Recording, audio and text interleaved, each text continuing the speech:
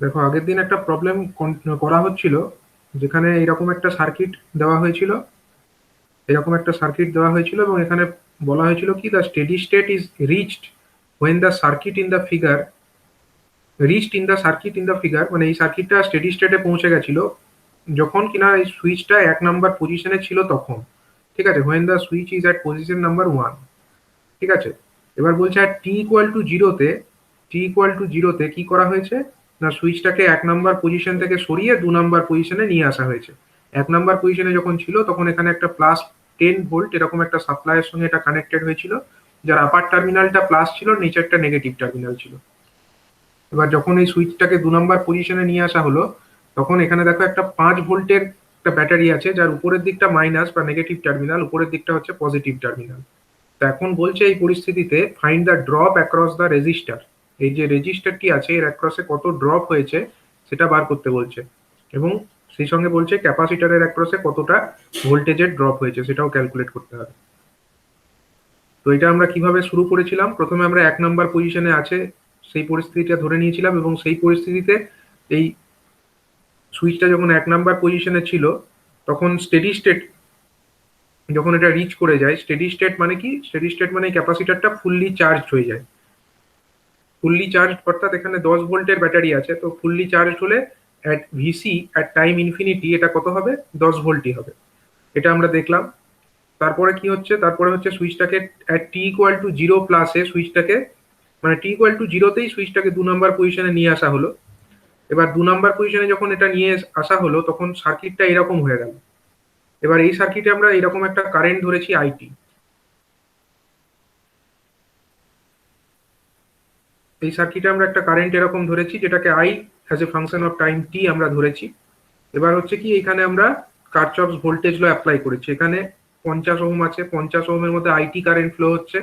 তো সাপোজ আমরা এটাকে আর ধরে নিচ্ছি, 50 ওহমটাকে আমরা ধরছি সাপোজ আর, আর এটা হচ্ছে সাপোজ আমাদের সি। মানে এখানে যে 0.1 মাইক্রোফ্যারাড আছে সেটাকে সাপোজ আমরা ধরছি সি। ঠিক আছে, ওটাকে সি ধরে নিয়েছি, এবং তারপরে আমরা অ্যাপ্লাই করেছি কেভিএল। কেভিএল অ্যাপ্লাই করলে কি পাই, আর ইন্টু আইটি প্লাস হচ্ছে 1/c integration of IT DT. এটা তো হয়ে গেল ক্যাপাসিটারটা যখন, যার মধ্যে current I as a function of time T flow করলে 1/c integration of I as a function of time T into DT এটা হয়। এই +10 ভোল্টটা কি জন্য, +10 ভোল্টটা হচ্ছে এই ক্যাপাসিটারটা যেহেতু আগেই, মানে যখন 10 ভোল্টের সঙ্গে কানেক্টেড ছিল, সুইচটা 1 নাম্বার পজিশনে থাকাকালীন এর মধ্যে অলরেডি একটা চার্জ স্টোর হয়েছিল, এবং তার জন্য এখানে 10 ভোল্ট এক্সট্রা অ্যাড হয়ে আছে। তো সেই 10 ভোল্টটাকেও লিখতে হবে। আর প্লাস হচ্ছে কত, 5 ভোল্ট, এইটা যে টোটালটা ইকুয়াল টু হচ্ছে 0। এটা আমরা কেভিএল থেকে পেলাম, এবং সেখান থেকে আমরা যখন এটাকে ডিফারেন্সিয়েট করলাম ডিফারেন্সিয়াল ইকুয়েশন ফর্মে নিয়ে আসার জন্য, আমরা পেয়ে গেলাম এইটা, আর DIDT plus 1/c into IT equal to 0। এবার এই ইকুয়েশন সমাধান করলে আমরা একটাই টার্ম পাবো, এটা হচ্ছে কমপ্লিমেন্টারি ফাংশন, যেহেতু পার্টিকুলার ইন্টিগ্রালটা এখানে 0 হবে। কারণ দেখো এখানে এইদিকে ডান দিকে 0 আছে, মানে পার্টিকুলার ইন্টিগ্রাল তো 0ই হবে, খালি কমপ্লিমেন্টারি ফাংশন থাকবে। সেটা কত হবে, সেটা হচ্ছে কে into E to the power -t/RC। এবার হচ্ছে আমাকে কে এর মানটাকে নির্ণয় করতে হবে। কে এর মানটা কিভাবে নির্ণয় করব, না যখন সুইচিংটা হয়েছে আর টি ইকুয়াল টু 0তে এই সুইচিংটা 2 নাম্বার পজিশনে এসছে, তো এই সুইচটা 2 নাম্বার পজিশনে এসেছে, তো কে ইকুয়াল টু 0তে যখন এটা 2 নাম্বার পজিশনে এলো, ধরা যাক এখানে একটা কারেন্ট যাচ্ছে, সেই কারেন্টের মান হচ্ছে আই অ্যাজ এ টাইম 0। ঠিক আছে, I0 সেটা হচ্ছে টি ইকুয়াল টু 0তে কারেন্ট। তো সেই অবস্থায় আমরা এই সার্কিটের মধ্যে যখন কেভিএল অ্যাপ্লাই করলাম, যখন ইনিশিয়ালি সুইচিং হয়েছে তখন তো ক্যাপাসিটারটা ফুললি চার্জড আছে, তখন কিন্তু ক্যাপাসিটারের কোনো এটা একটা ব্যাটারির মতোই বিহেভ করবে ক্যাপাসিটারটা সেই পরিস্থিতিতে। তো তখন আমরা কারেন্ট কিভাবে পাচ্ছি, এখানে আমরা 50 into I0 plus 10 volt, capacitor অ্যাক্রসে 10 ভোল্ট ছিল, প্লাস 5 ইকুয়াল টু 0, সেখান থেকে আমরা I0 এটার মান পেয়ে গেলাম -15/50। এবার এই 1 নাম্বার সমীকরণে টি ইকুয়াল টু 0তে আমরা I0 পাচ্ছি -15/50, সেটা বসালাম, আর ইজিক্যাল টু লিখলাম K into E to the power of 0। ঠিক আছে, যেহেতু টাইম টি ইকুয়াল টু 0তে আমরা করছি। এবার ই টু দি পাওয়ার 0 মানে তো 1, তার মানে হচ্ছে এদিকে কে থেকে গেল, তার মানে কে এর মান পেয়ে গেলাম -15/50। কে এর সেই মানটাকে আমরা এই 1 নাম্বার সমীকরণে বসিয়ে দিলাম। I as a function of time T equal to হচ্ছে -15/50 into E to the power -t/RC। এটা হলো কারেন্টের মান। এতদূর পর্যন্ত আমরা বার করেছিলাম আগের দিন, ঠিক আছে। আইটি আর আরসির মানটা কত, এই যে ওয়ান টি বাই আরসি আছে এখানে, আরসির মানটা বার করে রেখেছিলাম। আরসি মানে হচ্ছে কি রেজিস্ট্যান্স, রেজিস্ট্যান্স এখানে কত আছে, এখানে রেজিস্ট্যান্সটা হচ্ছে 50 ওহমের, তার জন্য 50। আর সি মানে কত, 0.1 মাইক্রোফ্যারাড, 0.1 মাইক্রোফ্যারাড মানে 0.1 × 10⁻⁻6। এবং আরসির ইউনিট কি হবে, সেকেন্ড, এটা হচ্ছে 5 × 10⁻⁻6 সেকেন্ড। তাহলে I as a function of time T, এটা হয়ে গেল -15/50, যেটা এখানেই লিখেছিলাম, -15/50 ইন্টু e⁻⁻t বাই আরসির জায়গায় আমরা আরসির ভ্যালুটাকে বসিয়ে দেবো। আরসির ভ্যালু কত, 5 × 10⁻⁻6, ঠিক আছে। এবার এই 10⁻⁻6 যেটা আছে, এটাকে যদি আমরা একটু ক্যালকুলেট করি, তাহলে দেখতে পাচ্ছি যে এটা -15/50 থাকলো, -15/50 ইন্টু ইটু দি, 15/50টাকে 0.3 করতে পারেন। হ্যাঁ এটাকেও আমরা করে দিতে পারি, এটাকেও আমরা এটা পয়েন্টে লিখে দিতে পারি, মানে 3/10, তাই তো, 3/10 মানে হচ্ছে 0.3, -0.3 ইন্টু e⁻⁻, কত হবে, 10⁻6 উপরে উঠে যাবে, আর নিচে থাকছে 5, মানে একটা 10 এর সঙ্গে 5 ক্যান্সেল করলে 2 হয়, 2 ইন্টু 10⁻⁻, 10⁻+5 হয়ে যাবে, উপরে যাচ্ছে তো এটা, মানে 10⁻+5t, এটা হয়ে যাবে, ঠিক আছে। এটা হয়ে গেল আমাদের কারেন্টের মানটা, এটা হয়ে গেল কারেন্টের মানটা। কিন্তু কোশ্চেনে আমায় কারেন্ট চাইনি, কোশ্চেনে চেয়েছিল কি, কোশ্চেনে চেয়েছে যে find the drop across the register as well as across the capacitor, এই দুটোর অ্যাক্রসেই ভোল্টেজের ড্রপ কত হয়েছে সেটাকে বার করতে বলেছে, ঠিক আছে। তাহলে দেখো এখানে আমাদের কি আছে, এখানে হচ্ছে রেজিস্টার আছে একটা 50 ওহমের, তো 50 ওহমের রেজিস্টার যেটা আছে তার অ্যাক্রসে কতটা ড্রপ হবে, IT into R. VR as a function of time t যদি আমরা লিখি, VR as a function of time t is equal to হবে I as a function of time t into R, তাই তো, I as a function of time t into R।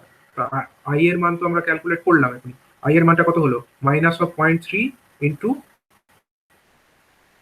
-0.3 into e⁻, কত e⁻, হচ্ছে -2 into 10⁵ into t, তাই তো, 10⁵t, 2 into 10⁵t, এটা হলো আমাদের কারেন্টের মানটা, ইন্টু কত হবে, ইন্টু হয়ে যাবে আর, আর মানে কত,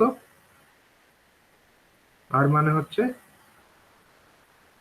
50, তাই তো, আর মানে হচ্ছে 50 ওহম, তাহলে ইন্টু 50, এত কি হবে, এত ভোল্ট, তাই তো, এত ভোল্ট হবে এটা। তাহলে অ্যান্সারটা কত হলো, 50 ইন্টু 0.3 মানে হচ্ছে -15, -15 ইন্টু e⁻⁻, কত, 2 into 10⁻⁻, sorry 10⁵, 2 into 10⁵ into t, এটা হয়ে গেল আমাদের ভোল্টেজ অ্যাক্রস দ্য রেজিস্টার, রেজিস্টারের অ্যাক্রসে ভোল্টেজ ড্রপ এইটা হলো। আর যদি আমাকে বলে যে ক্যাপাসিটরের অ্যাক্রসে ভোল্টেজ ড্রপ কত, VC as a function of time T যদি ক্যালকুলেট করতে পারে, তখন আমরা কি করব, VC as a function of one time by T, that C integration of IT dt plus V. হ্যাঁ প্লাস ভি, যেটা আগে থেকে এর মধ্যে স্টোর ছিল, আইটি ডিটি, এটা হলো, আচ্ছা, plus C, sorry plus V, V মানে হচ্ছে ক্যাপাসিটরটির অ্যাক্রসে প্রথম থেকেই যে ভোল্টেজটা স্টোর ছিল, মানে চার্জিং কন্ডিশন। তাহলে আর এই ইন্টিগ্রেশনের লিমিট কত থেকে কত হবে বলো, t = 0 তে সুইচটা করা হয়েছে, সুইচের পজিশন 2 নম্বরে নিয়ে আসা হয়েছে, 0 থেকে সেখান টি। থেকে শুরু করে আপ টু টাইম টি পর্যন্ত সেটা আমরা জানবো। তাহলে 0 থেকে টি, এটা হয়ে গেল আমাদের লিমিট। তাহলে 1/c, এবার সি এর মানটা কত, সি এর মানটা আমরা জানি হচ্ছে সি এর মান হচ্ছে 0.1 মাইক্রোফ্যারাড, মানে 0.1 into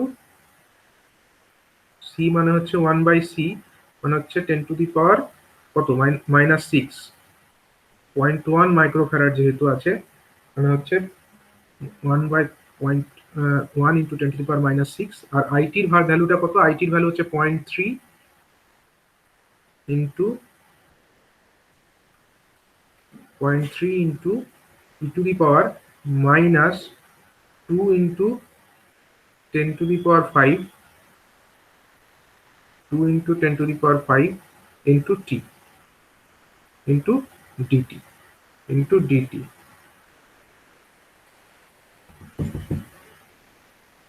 into t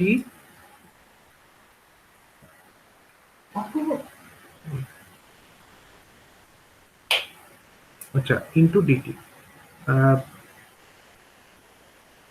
minus 2 into 10⁵ dt plus V এর মানটা কত ছিল? ভি মানে কত? 10 আচ্ছা ভি মানে 10 ভোল্ট। আচ্ছা লিমিটটা দিয়ে দিই 0 থেকে টি। ভি মানে হচ্ছে 10 ভোল্ট। প্রথমে আমার ভোল্টেজ এখানে 10 ভোল্ট হয়েছিল, মানে এটা 10 ভোল্ট। তাহলে এইটা হবে অ্যান্সার। এটাকে ক্যালকুলেশনটা করতে হবে। ঠিক আছে, আমরা এটাকে কপি করে নিই একটু। VC as a function of time টি।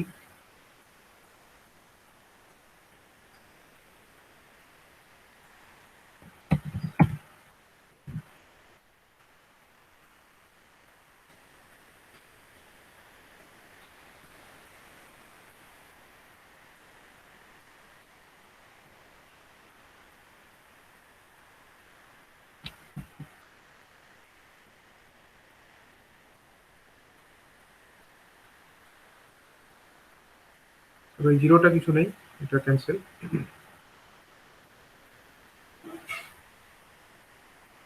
তাহলে দেখো এখানে যদি আমরা দেখি VC as a function of time T calculate করতে যাই, তাহলে কত হবে? 1/0.1 1/0.1 ইন্টু 10⁻⁻6 10⁻⁻6 ইন্টু বাইরে বেরিয়ে আসবে কত? 0.3 ইন্টু কত হবে? e⁻⁻2 into 10⁻⁵ 2 into 10⁻⁵ into t divided by কত হবে? ডিভাইডেড বাই হবে -2 ইন্টু 10⁻⁵ -2 ইন্টু 10⁻⁵। এটা ইন্টিগ্রেট করে আমরা পেলাম, ইন্টিগ্রেশনের লিমিট বসাবো এখানে 0 থেকে টি পর্যন্ত, 0 থেকে টি পর্যন্ত। প্লাস 10টা থেকেই যাবে, প্লাস 10 যেটা ছিল সেটা থাকবে। তাহলে এবার এটাকে সমাধান করতে হবে। মানে উপরে আমার 0.3 আছে, নিচে 0.1 আছে, তাই তো? তাহলে উপরে কত হয়ে যাবে? উপরে হয়ে যাবে 3 হয়ে যাবে।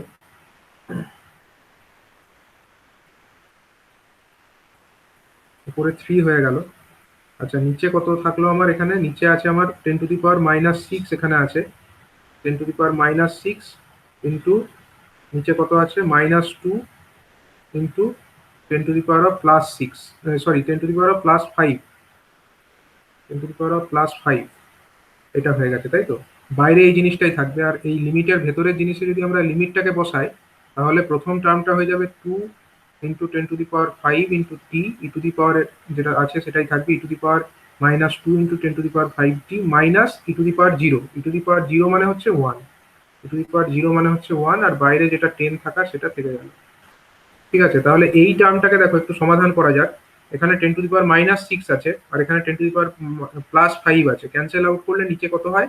10⁻−1, আর 10⁻−1 কে উপরে তুললে কত হবে? 10⁻+1, মানে এটা 30 হয়ে যাবে। আর 30 কে আমরা 2 দিয়ে ভাগ করছি, মানে হচ্ছে কত? 15, -2 মানে হচ্ছে -15 এখানে বাইরে থাকবে। -15 এখানে বাইরে থেকে গেল, -15। আর এই লিমিটের ভেতরে কে আছে? লিমিটের ভেতরে আছে আমার e⁻2 ইন্টু 10⁻5t -1, 10⁻5t -1। আর বাইরে কত আছে? লিমিটের বাইরে এটা আছে 10 ভোল্ট। ঠিক আছে, তাহলে এটাকে সমাধান করো। স্যার কারেন্টের জন্য একটা মাইনাস ছিল না? ও আচ্ছা, কারেন্টের একটা মাইনাস ছিল না? সরি, হ্যাঁ হ্যাঁ, কারেন্টের একটা মাইনাস মনে হয় ছিল, ঠিক। এটা তো -15, সরি, কারেন্টটা ইটসেলফ মাইনাস ছিল না? তাহলে এখানে একটা মাইনাস চিহ্ন আগে বসতো, কারেন্টের এখানে একটা মাইনাস চিহ্ন ইটসেলফ আগে বসতো। তাহলে এটা হয়ে যেত আমাদের -0.3 হতো, ঠিক। এটা -0.3 হতো, তাহলে এখানে আমাদের এটাও -0.3 হবে, এটাও -0.3 হবে, তাই তো? -0.3 মানে এখানেও একটা মাইনাস চলে আসবে, এখানে একটা মাইনাস চলে আসবে, মানে এটা মাইনাস আর মাইনাস ক্যান্সেল আউট, এটাও মাইনাস আছে তো, উপরেও মাইনাস একটা আছে, তার মানে এই দুটো মাইনাস ক্যান্সেল আউট করলে এখানে আর আমাদের -15 লেখার দরকার নেই, এটাকে আমরা +15 লিখব, ঠিক। এটা হচ্ছে আমাদের +15 হয়ে যাচ্ছে, কারণ নিচে দেখো উপরে হচ্ছে -3 আছে, নিচেও -2 আছে, তাহলে ক্যান্সেল আউট করলে এখানে আমাদের +15 হয়ে যাচ্ছে। তাহলে এটাকে ভাঙলে আমরা পেয়ে যাবো 15 into e⁻⁻2 into 10⁻5t 2 into 10⁵ t -15 plus 10, -15 plus 10 মানে কত হচ্ছে? -5, তাই তো? -5 এত ভোল্ট যেটা বেরোচ্ছে এটাই হলো আমাদের অ্যান্সার। এটাই হলো actually the voltage across the capacitor. ঠিক আছে, ক্যাপাসিটারের অ্যাক্রসে ভোল্টেজ কত সেটা হচ্ছে আমাদের এইটা। তাহলে আগের দিনের প্রবলেমটা আমরা সলভ করে ফেললাম। ঠিক আছে, আগের দিনের প্রবলেমটা আমরা এখানেই সলভ করে ফেললাম, এই প্রবলেমটা। কিন্তু এই প্রবলেমে আরেকটা পার্ট চেয়েছিল, আরেকটা পার্ট আমরা লিখি, মানে এই সেম প্রবলেম, এটাকে আমরা কপি করি সেম সার্কিটেই। এই প্রবলেমটুকু থাকছে, তার সঙ্গে আরো কিছু অ্যাডিশনাল লেখা আছে, সেটা আমরা এবার ক্যালকুলেট করব। আমি সার্কিটটা আরেকবার এখানে কপি করলাম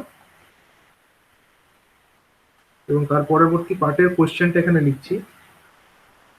সেটা হচ্ছে ফাইন্ড দ্য এনার্জি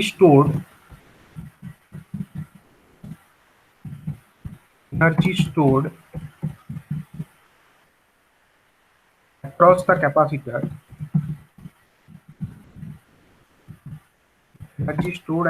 capacitor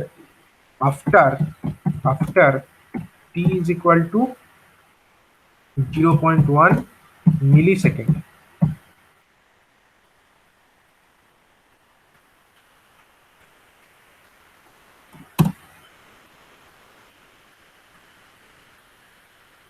ক্যাপাসিটারের মধ্যে, মানে ক্যাপাসিটারের মধ্যে কতটা এনার্জি স্টোর হয়েছে, মানে এই যে সুইচিংটা হলো না, 1 নম্বর পজিশন থেকে 2 নম্বর পজিশনে যে সুইচের পজিশনটা চেঞ্জ হলো, সেটা হয়েছে কত? at t equal to 0-তে।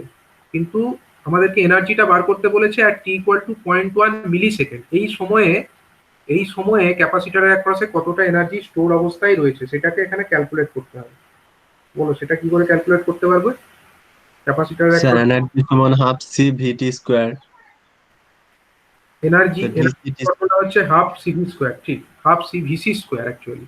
মানে এখানে ক্যাপাসিটার অ্যাক্রসে ভোল্টেজ মানে হচ্ছে হাফ সি ভিসি। ক্যাপাসিটার অ্যাক্রসে যে এনার্জি স্টোর হয় তার ফর্মুলাটা কি? এটা এরকম, যদি ক্যাপাসিটার থাকে, তার অ্যাক্রসে ভোল্টেজ যদি ভি হয় এবং ক্যাপাসিট্যান্সের মান যদি সি হয়, ঠিক আছে, তো সেক্ষেত্রে তার মধ্যে কতটা এনার্জি স্টোর হয়েছে? এনার্জি স্টোর হয় in the form of electrical field, তাই তো? ইলেকট্রিক ফিল্ড হিসাবে এনার্জিটা স্টোর থাকে, সেটার পরিমাণ কত হয়? হাফ সিভি স্কোয়ার হয়। ঠিক আছে, যেখানে আমরা ভোল্টেজ ভি জানি, কিন্তু এক্ষেত্রে আমাদের ক্যাপাসিটরের অ্যাক্রসে আমরা কি জানি? এর অ্যাক্রসে ভোল্টেজ হচ্ছে, সাপোজ আমরা এটাকে কি দিয়ে ডিনোট করছি? VC as a function of time T দিয়ে ডিনোট করছি, তাই না? এবং এটার ক্যাপাসিটেন্সটা সি থাকছে, তো এক্ষেত্রে আমরা এনার্জির ফর্মুলাটা কি লিখবো? এনার্জির ফর্মুলা হয়ে যাবে আমাদের half into C into VC which is a function of time T, এই টোটালটার হোল স্কোয়ার, তাই তো? এই VC as a function of time T, এই জিনিসটার স্কোয়ার হবে, এই জিনিসটার স্কোয়ার হবে। তাহলে এটা তো আমরা জানি অলরেডি, আমরা ভিসিটাকে তো ক্যালকুলেট করেছি, তাহলে ভিসির মান তো আমরা জানি, সেখান থেকে আমরা এটা ইজিলি ক্যালকুলেট করতে পারবো। তাহলে বলো এখানে আমাদের এনার্জি, সেটাও কিন্তু টাইমেরই একটা ফাংশন, তার মানে আমরা E as a function of time T লিখতেই পারি। E as a function of time T is equal to হয়ে যাবে আমাদের half into C into VC as a function of time T, এইটার হোল স্কোয়ার, তাই তো? এটার হোল স্কোয়ার। তাহলে ভিসি মানে আমরা কত পেয়েছি? ভিসি মানে আমরা একটু আগেই পেয়েছি হাফ ইন্টু সি এর মানটা কত? সি এর মান হচ্ছে 0.1 মাইক্রোফ্যারাড, তাই মানে এটা হচ্ছে 0.1 ইন্টু 10⁻⁻6 ফ্যারাডে লিখলে। আর ভিসি এর মানটা কত? ভিসি এর মানটা হচ্ছে, ভিসি সমান আমরা পেয়েছি 15 ইন্টু e⁻²⁻2 ইন্টু 10⁵ টি -5, তাই তো?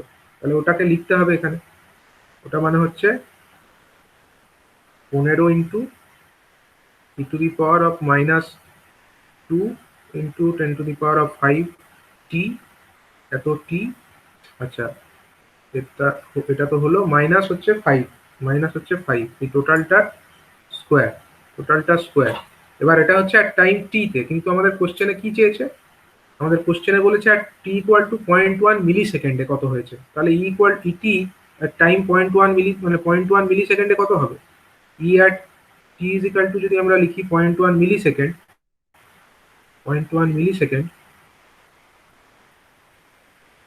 এটা হয়ে যাবে আমাদের এইরকম।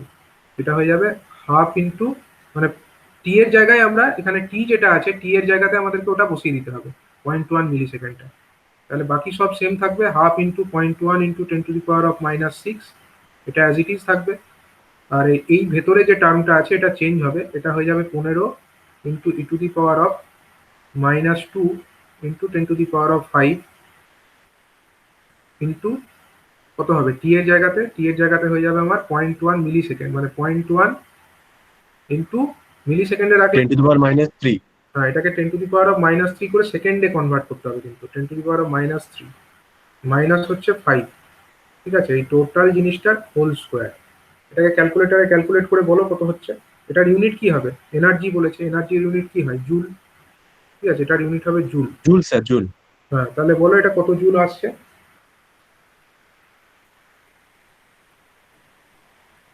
Sir -2.499 into 10⁻⁻7। না, মনে হচ্ছে তোমার কিছু ভুল হয়েছে। দেখো আমি একটু দেখি। এটা হচ্ছে দেখো এখানে কত হবে? এটা মানে 0.1 মানে হচ্ছে 10⁻⁻1, আর এখানে -6 অলরেডি আছে, মানে 10⁻⁻7 আমরা এখানে লিখতেই পারি। 10⁻⁻7 নিচে আমার 2 দিয়ে ভাগ আছে। ঠিক আছে, আর এই ব্র্যাকেটের জিনিসটাকে কি লিখবে? 15 ইন্টু ই টু দি পাওয়ার কত হচ্ছে? ই এর পাওয়ারে -2, এখানে আছে 0.1, মানে 0.2 হয়ে যাচ্ছে, মানে অথবা 2 থাকলো, এটা 2 থাকলো। এখানে আছে কত? 10⁻5 আছে, আর এখানে 0.1, মানে এটা 10⁻⁻1 ধরতে পারি আমরা। এখানে +5, আর এখানে এটাতে -1 আর এটাতে -3, মানে হচ্ছে -4, মানে 10⁻হচ্ছে ওভারঅল 1 থাকবে। 2 ইন্টু 10⁻1 মানে হচ্ছে কত? 20। বেসিক্যালি এটা হচ্ছে 20, 2 ইন্টু মানে ই টু দি পাওয়ার -20 হয়ে যাচ্ছে, এটা -5। এই টোটালটার হচ্ছে আমাদের হোল স্কোয়ার, তাই তো? টোটালটার হচ্ছে whole square. E to the power -20 সমান কত বলো? ই টু দি পাওয়ার -20, তার সঙ্গে 15 গুণ করে এটা ক্যালকুলেটারে করতে হবে তোমাদের, মানে ক্যালকুলেটারে ই টু দি পাওয়ার অফ -20 করে করো।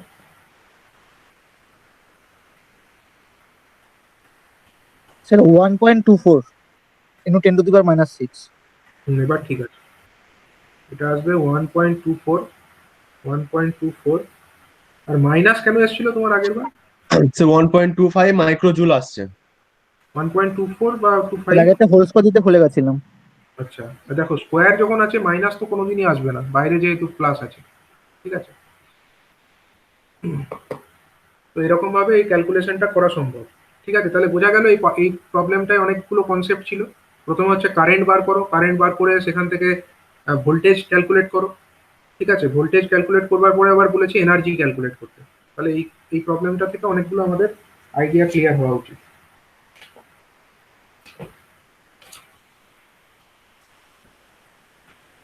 এটা কিছু আরো অ্যাডিশনাল এক্সাম্পল আমরা দেখবো।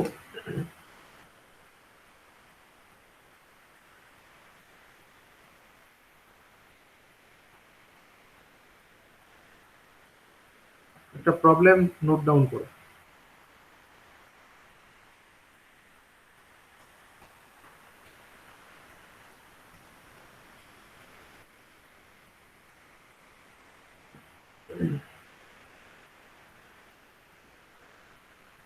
এখানে একটা সার্কিট আছে এরকম।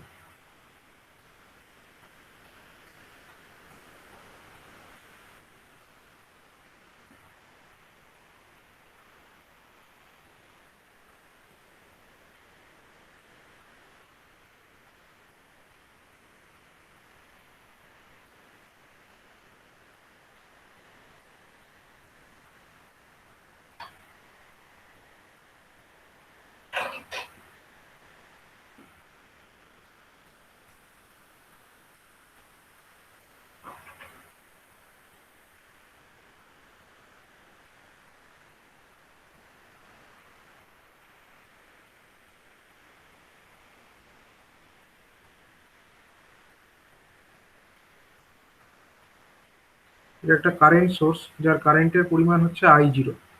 ঠিক আছে, এটা হচ্ছে I0। এটা একটা রেজিস্টার, রেজিস্ট্যান্স হচ্ছে তার R1। এটা একটা ইন্ডাক্টর, এর ইন্ডাক্টেন্স হচ্ছে L1।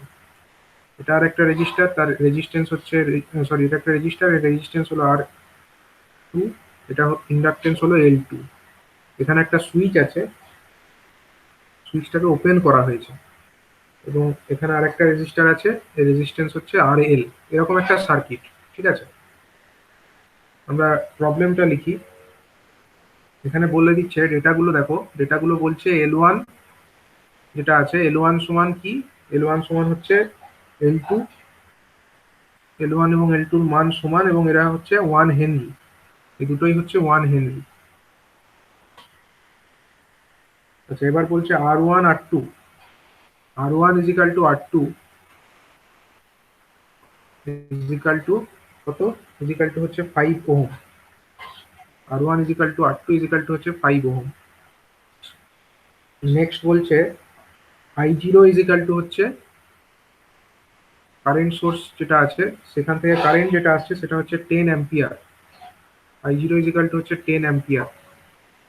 ঠিক আছে, এবার বলছে আর এল ইজিক্যাল টু হচ্ছে 1 ohm, R L is equal to হচ্ছে 1 ওহম। এই ডেটাগুলো কোশ্চেনে বলে দিয়েছে। এবার বলছে at T equal two zero, কোশ্চেনটা নোট লিখি এবার, at T equal two zero, zero plus, at T equal two zero plus, following the switching operation, switching off, switching off case,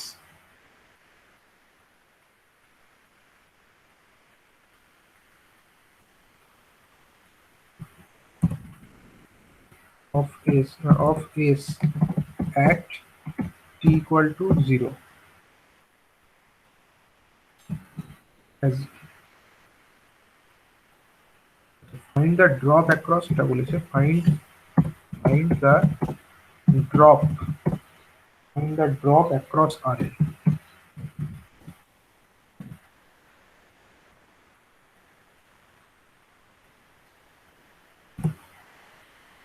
load resistor, load resistor at t equal 0 plus,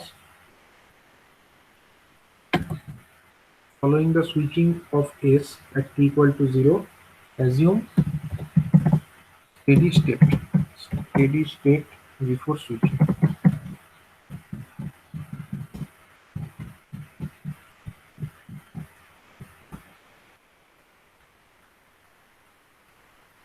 এই ডেটাগুলো বলে দেওয়া আছে, তার সঙ্গে এটা হলো কোশ্চেনটা।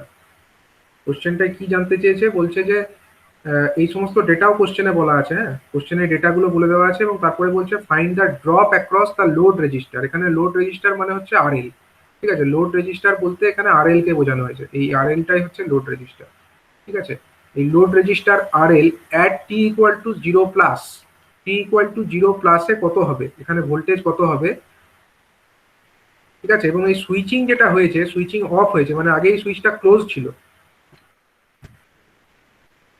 দেখো এখানে আমরা যেটা দেখতে পাচ্ছি, এই সুইচটা, সুইচের অনেক সময় বলে দেওয়া থাকবে না, হ্যাঁ কি করা হয়েছে, অন না অফ কি করা হয়েছে সেটা বলে দেওয়া থাকবে না, সেটাকে তোমাকে এই অ্যারো চিহ্নটা দেখে বুঝতে হবে।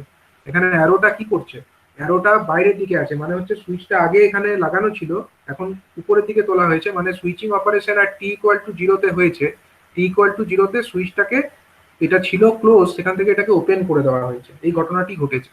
এবং তার আগে পর্যন্ত বলছে যে সুইচিং হওয়ার আগে পর্যন্ত সার্কিটটা কিসে ছিল, স্টেডি স্টেটে ছিল, স্টেডি স্টেটে ছিল। ঠিক আছে, তার মানে সার্কিটটা যখন এটাকে ওপেন করে দিল, এই সুইচটাকে যখন ওপেন করে দিল, সেই পরিস্থিতিতে নিশ্চয়ই কিছু ট্রানজিয়েন্ট বিহেভিয়ার এখানে দেখা যাবে। তো সেই ট্রানজিয়েন্ট বিহেভিয়ারের পরিপ্রেক্ষিতে বলছে যে এই রেজিস্টার যেটা আছে, লোড রেজিস্টার আরএল, তার অ্যাক্রসে কতটা ভোল্টেজ ড্রপ হবে। তা ভোল্টেজ ড্রপ পেতে গেলে আমাকে কি হিসাব করতে হবে, ভোল্টেজ ড্রপ পেতে গেলে আমাকে কারেন্ট তো আগে জানতে হবে, কারেন্ট না জেনে তো আমরা ভোল্টেজ ড্রপের হিসাব করতে পারবো না। ঠিক আছে,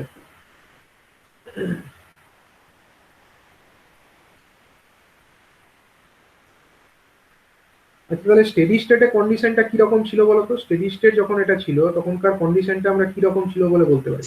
স্যার আগে এটা বলুন যে সুইচিংটা টি ইকুয়াল টু জিরোতে অফ ছিল, টি ইকুয়াল টু প্রশ্নটা স্যার একটু বুঝতে পারলাম না। টি ইকুয়াল টু জিরোতে সুইচটা এখানে ছিল, সুইচটা মানে লাগানো ছিল আর কি, ঠিক আছে, লাগানো থেকে খুলে দেওয়া হলো, বুঝতে পারলে, ক্লোজ ছিল ওপেন করা হলো। এই যে তীর চিহ্নটা দিয়েছে না, তীর চিহ্ন বাইরের দিকে মানেটা কি, তীর চিহ্ন বাইরের দিকে মানে হচ্ছে সুইচটা ছিল এখানে লাগানো, সেখান থেকে খুলে দেওয়া হলো। এবার যদি তীর চিহ্নটা এই দিকে দিত টি ইকুয়াল টু জিরোতে, তার মানে আমরা কি বুঝতাম, তীর চিহ্নটা এই ভেতরের দিকে যদি দিত তাহলে বুঝতাম যে সুইচটাকে লাগানো হলো। আগে ওপেন ছিল, পরে সুইচ যখন আমরা সুইচিং অপারেশন যখন করছি তখন সুইচটাকে আমরা ক্লোজ করছি। কিন্তু যখন এটাকে তীর চিহ্ন বাইরের দিকে দিয়েছে এর মানে বুঝতে হবে সুইচটা আগে লাগানোই ছিল, এখন আমরা এটাকে ওপেন করে দিলাম। ঠিক আছে, তার আগে সুইচটা লাগানোই ছিল। তাহলে এই সার্কিট থেকে আমরা কি বলতে পারি বলো? সার্কিটটাকে আমরা এখানে ড্র করে নিই আরেকবার। টি ইকুয়াল টু জিরোতে এই ঘটনাটি ঘটেছে, আমরা এই সার্কিটটাকে কপি করতে পারি।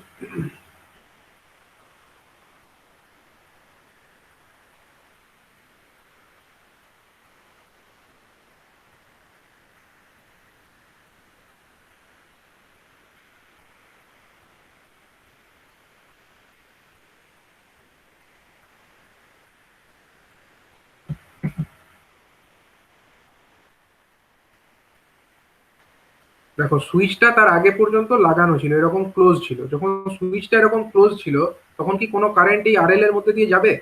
এখান দিয়ে না স্যার, তখন কোনো কারেন্ট আরএল এর মধ্যে দিয়ে যাবে না। সমস্ত কারেন্টটা কি হবে? সমস্ত কারেন্ট যা কিছুটা মানে কারেন্ট দুটো ভাগে ভাগ হবে এখানে। এই যে লুপটা মানে এই যে নোডটা আছে এখানে এসে কারেন্ট দুটো ভাগে ভাগ হবে, একটা ভাগ এদিক দিয়ে আসবে আর একটা ভাগ আমার এদিক দিয়ে চলে যাবে। ঠিক আছে, এবার এইটা যেটা আরএল R2 এবং L2 এর মধ্যে দিয়ে যাবে সেটা টোটালটাই আমার এই রাস্তা দিয়ে চলে আসবে, কিন্তু কোনোটাই কিন্তু এই আরএল এর দিকে কোনোটাই যাবে না। ঠিক আছে, তাহলে সেই পরিস্থিতিতে মানে সেটাকে আমরা কি বলতে পারি? সুইচিং হয়েছে আর টি ইকুয়াল টু জিরোতে, তার মানে সুইচিং এর আগের যে সময়টা সেই সময়টাকে আমরা বলতে জিরো পারি মাইনাস। Zero minus. আচ্ছা, যেহেতু বলছে যে সার্কিটটা স্টেডি স্টেটে পৌঁছে গিয়েছিল, সার্কিটটা স্টেডি স্টেটেই পৌঁছে গিয়েছিল, স্টেডি স্টেটে পৌঁছে গেলে ইন্ডাক্টর কিসের মতো ব্যবহার করে? Short circuit. ইন্ডাক্টর স্টেডি স্টেটে শর্ট সার্কিটের মতো ব্যবহার করে। তাহলে আমার সার্কিটটা এরকম হতে পারে। এটা আমাদের হচ্ছে, এটা হচ্ছে আমাদের I0 যেটা কারেন্ট সোর্স, সেটা থাকলো। এখানে আছে আমাদের একটা রেজিস্টার। এই ইন্ডাক্টরটা আমরা একটা শর্ট সার্কিট হিসাবে এটাকে দেখাতে পারি। এই L1টাকে আমরা একটা শর্ট সার্কিটের মতো দেখালাম, আর এখানে আমাদের যেটা R2 আছে সেটা থাকলো, এবং এইখানে আমাদের এই L2টাকেও আমরা একটা শর্ট সার্কিটের মতো দেখালাম, এবং তার সঙ্গে আমরা এই রাস্তাটাকে দেখিয়ে দিলাম, মানে এই সুইচিং যেদিকে ক্লোজ ছিল সেই রাস্তাটাকে দেখিয়ে দিলাম। কারণ ওই আরএল এর মধ্যে দিয়ে তো কোনো কারেন্ট আসবে না। তার মানে এটাই হলো আমাদের simplified circuit during the steady state condition. তার মানে এটা হয়ে গেল আমাদের R1 আর এটা হয়ে গেল আমাদের R2। ঠিক আছে, তাহলে এই রাস্তা দিয়ে কত কারেন্ট আসছিল? মানে এটাকে স্যার আমরা এই রাস্তা দিয়ে 5 অ্যাম্পিয়ার, আর1 এর মধ্যে 5 অ্যাম্পিয়ার, আর2 এর মধ্যে 5 অ্যাম্পিয়ার করে ফ্লো হবে। ঠিক, তার মানে এটাকে আমরা সাপোজ IL2 বলছি। হ্যাঁ, যেহেতু এই রাস্তায় আমার L2 ছিল, যদিও এটা শর্ট সার্কিটের মতো বিহেভ করছে, বাট এটাকে আমরা IL2 বলতে পারি, এটাকে আমরা IL1 বলতে পারি। তাহলে IL2 at 0 মাইনাস এটা কত হবে? এর ভ্যালু কত হবে? IL2 at 0 minus, IL2 at 0 minus এটার ভ্যালু হয়ে যাবে আমার I0, current divider rule apply করবো আমরা। I0 গণিত অপোজিট বাই সাম, অপোজিট মানে হচ্ছে R1 ডিভাইডেড বাই হচ্ছে আমাদের R1 প্লাস R2। এটাই তো, এটাই তো সূত্র। তাহলে এবার আমাদের হচ্ছে I0 এর মান আমরা জানি, I0 এর মান হচ্ছে আমাদের 10 অ্যাম্পিয়ার, I0 এর মান হচ্ছে 10 অ্যাম্পিয়ার। R1 এর মানও আমরা জানি, R1 এর মান হচ্ছে কত? 5 ওহম, এবং R2 এর মানও হচ্ছে 5 ওহম, মানে 5 ডিভাইডেড বাই 5 প্লাস 5। এটা হয়ে গেল আমাদের condition during the steady state. তাহলে এখানে আমরা কত পাবো? এখানে হচ্ছে আমরা 5 অ্যাম্পিয়ার পাবো। 5 অ্যাম্পিয়ার কারেন্ট আমাদের এই রাস্তা দিয়ে যাচ্ছিল, এই রাস্তা দিয়ে, মানে IL2 যেটা 0 মাইনাস সেটা আমাদের 5 অ্যাম্পিয়ারই থাকবে। ঠিক আছে, এবার ঘটনাটা দেখো, যখন আমরা সুইচিংটা করে দিলাম, মানে সুইচটাকে ক্লোজ থেকে ওপেন করে দিলাম, তখন ঘটনাটা কি ঘটছে? তখনকার ঘটনাটা আমরা যদি এখন দেখি, এই সুইচটা আগে ক্লোজ ছিল, এরকম ক্লোজ ছিল, এখন এটাকে ওপেন করে দিয়েছি। ওপেন যদি করে দিই তাহলে পরিস্থিতিটা কিরকম দাঁড়াচ্ছে? পরিস্থিতিটা তখন আমার কিন্তু সুইচিং হয়েছে, তখন কিন্তু সুইচিং হয়ে গেছে। হ্যাঁ, এবার সুইচিং হয়ে যাওয়া মানে এবার আমাদের রাস্তায় L2টা তো মানে RL টা তো চলে আসবে, এবং যেহেতু এটা ট্রানজিয়েন্ট কন্ডিশন এখানে আমাদের ইন্ডাক্টরটার নেচারকেও কনসিডার করতে হবে, কারণ এখন তো আর এটা স্টেডি স্টেটে নেই। স্টেডি স্টেটে এতক্ষণ ছিল, কিন্তু সুইচিং হয়ে গেলে তো আর ওটা স্টেডি স্টেটে থাকলো না। তাহলে আমাদের I0 থাকলো এরকম, এখানে আমাদের R2 আছে, এখানে আমাদের L2 আছে, সরি R1 আর L1 আছে, R1 L1 আছে, এখানে আমাদের R2 আছে, এখানে আমাদের L2 আছে। এই রাস্তাটা তো ওপেন সার্কিট, মানে এটাকে আর দেখানোর দরকার নেই, আমরা খালি এই রেজিস্টার RL টাকেই এখন দেখাবো, কারণ RL এর মধ্যে দিয়ে এবার নিশ্চয়ই কারেন্ট ফ্লো হবে, কারণ এই রাস্তাটা তো ওপেন হয়ে গেছে। এই রাস্তা তো ওপেন হয়ে গেছে, এদিক দিয়ে কোনো কারেন্ট আসবে কি? আর না, এদিক দিয়ে কোনো কারেন্ট আসবে না, যা আসবে সব এই RL দিয়ে আসতে হবে। তাহলে এবার আমরা এটাকে লিখে দিই নামগুলো। এটা হচ্ছে আমার I0, এটা হলো আমার I0, এটা হলো R1, এটা হলো L1, এটা হলো R2, এটা হলো L2 এবং এটি হলো RL। ঠিক আছে, এবার স্টেডি স্টেটে যখন ছিল তখন আমার এই রাস্তায় কত কারেন্ট যাচ্ছিল? স্টেডি স্টেটে থাকাকালীন এই রাস্তায় IL2 জিরো মাইনাস কারেন্ট যাচ্ছিল, তাই তো? IL2 সেটাকে আমরা জিরো মাইনাস বলছিলাম, কিন্তু এখন আমরা এটাকে সুইচটাকে ওপেন করেছি। তো স্টেডি স্টেট মানে সুইচিং হয়েছে আর t=0-তে, তাহলে t=0 প্লাসে এখান দিয়ে যে কারেন্টটা যাবে সেটাকে আমরা কি নাম দেবো? সেই কারেন্টটাকে আমরা কি নাম দেবো? এটাকে আমরা নাম স্যার দেবো হচ্ছে IL2 IL2, 0 প্লাস।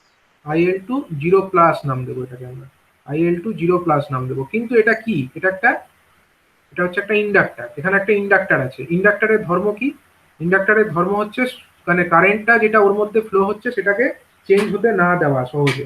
ঠিক আছে, তার মানে কি, প্রথমে যদি আমার এটার মধ্যে মানে IL2 জিরো মাইনাসে যদি এর মধ্যে 5 অ্যাম্পিয়ার কারেন্ট যাচ্ছিল, তাহলে IL2 জিরো প্লাসেও কত কারেন্ট যাবে? IL2 জিরো এক্স্যাক্টলি প্লাসও 5 অ্যাম্পিয়ারই যাবে স্যার। 5 অ্যাম্পিয়ারই যাবে, কারণ সহজে কিন্তু এই কারেন্টটাকে চেঞ্জ হতে দেবে না। তার জন্য IL2 zero minus, IL2 zero plus যেটা হবে সেটাও আমার IL2 জিরো মাইনাসের সঙ্গে সেমই হবে, এবং দুটোই হবে কত? 5 অ্যাম্পিয়ারের সঙ্গে সেম হবে। ঠিক আছে, 5 অ্যাম্পিয়ারের সঙ্গে সেম হবে। ঠিক আছে, অ্যাট জিরো প্লাস। এবার জিরো প্লাসে IL2 জিরো প্লাস যদি 5 অ্যাম্পিয়ার হয়, RL লোডের মধ্যে কত কারেন্ট ফ্লো হবে? লোডের মধ্যেও সেম কারেন্টই ফ্লো হবে না, ওটা তো সিরিজেই আছে।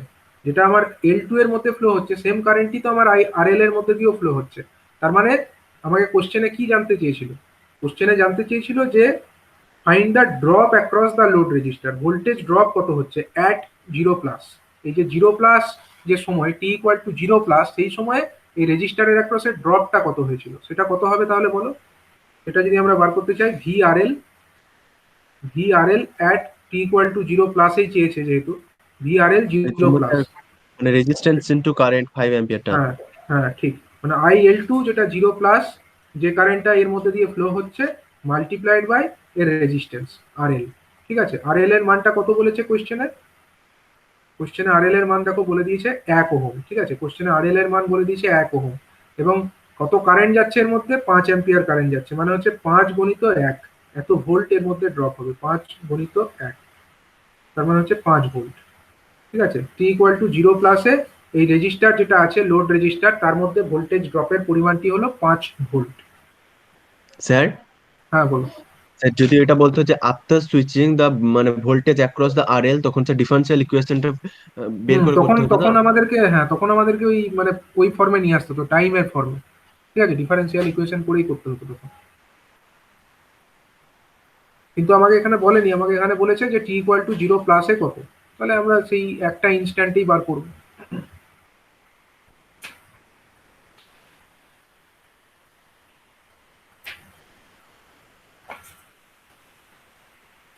আরেক ধরনের প্রবলেম দেখে নাও, এটা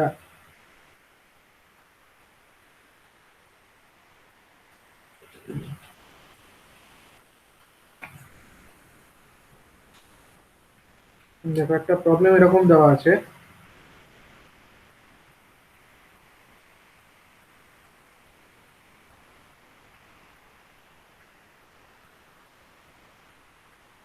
এটা একটা নতুন প্রবলেম। ঠিক আছে, এখানে একটা কারেন্ট সোর্স এরকম আছে,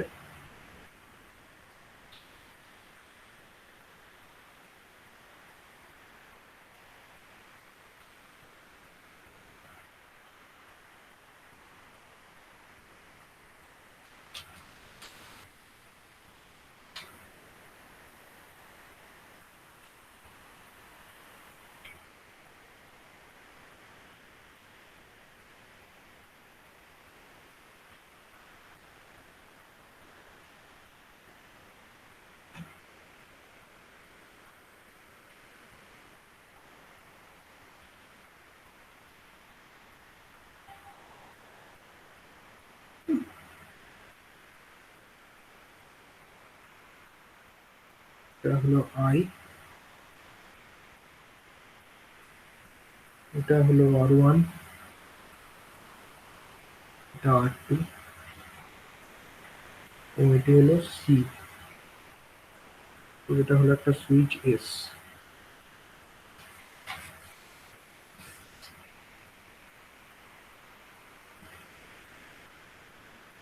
কোশ্চেনটা এরকম, find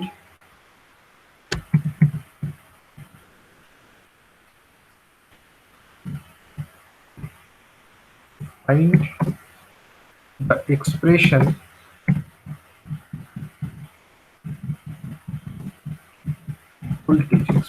of voltage across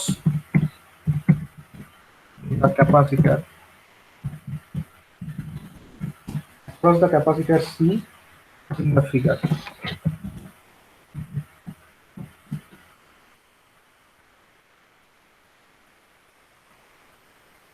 capacitor C এর অ্যাক্রসে কতটা ভোল্টেজ হবে তার এক্সপ্রেশন বার করতে বলেছে।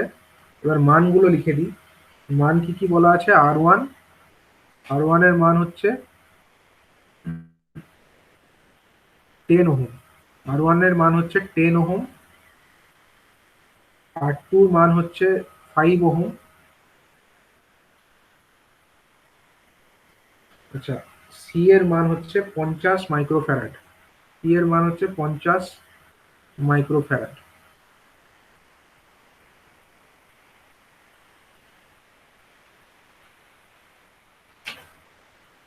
ঠিক আছে, তো এরকম প্রবলেম বলে দেওয়া আছে। প্রবলেমটা তাহলে কি কি আছে বলো, এটা আমাদের কোশ্চেন।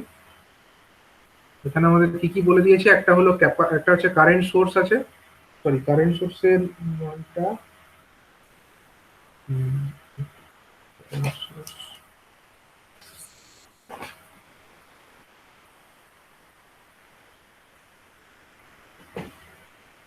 কারেন্ট সোর্সের মানটা বলতে হবে। সাপোজ এখানে আমরা বলে দিচ্ছি I is equal two 1 ampere. ঠিক আছে, I is equal two 1 ampere বলে দেওয়া আছে। ঠিক আছে, I is equal to say 1 ampere বলে দেওয়া আছে।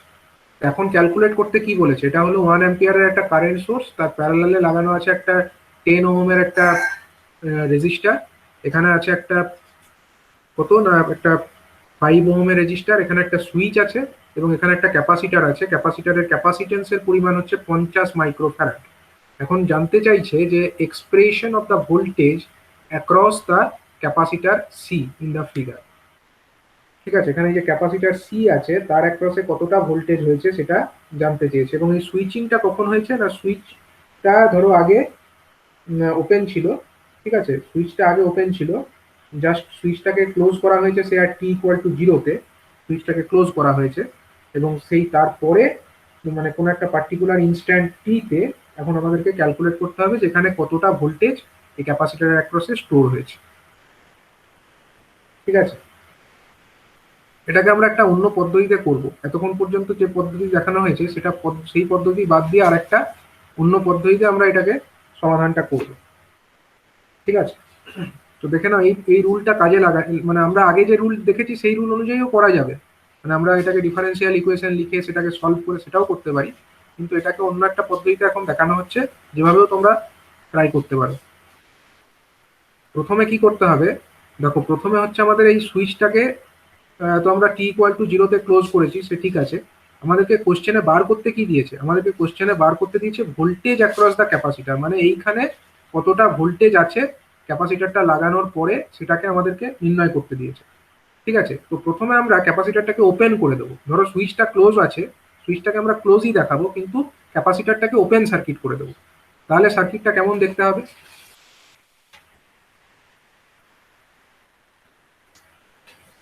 ক্যাপাসিটারটা যেখানে আছে তার পরিবর্তে আমরা এখন একটা ওপেন সার্কিট দেখাবো।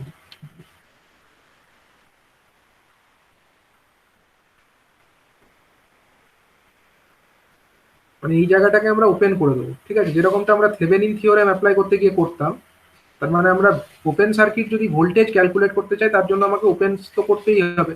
মানে এখানে আমরা রেজিস্টার কারেন্ট সোর্স দেখালাম।